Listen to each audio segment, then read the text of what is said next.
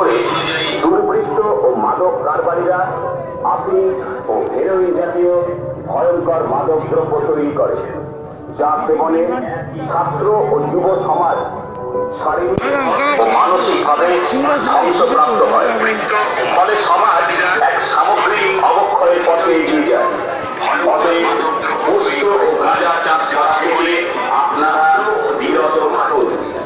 মনে রাখবেন, পুষ্ট বা গাঁজা চাষ করলে সর্বনিম্ন 10 বছর ও সর্বোচ্চ 20 বছর কারাদণ্ড এবং সেই সঙ্গে সর্বনিম্ন 1 লক্ষ টাকা ও সর্বোচ্চ 2 লক্ষ টাকা পর্যন্ত জরিমানা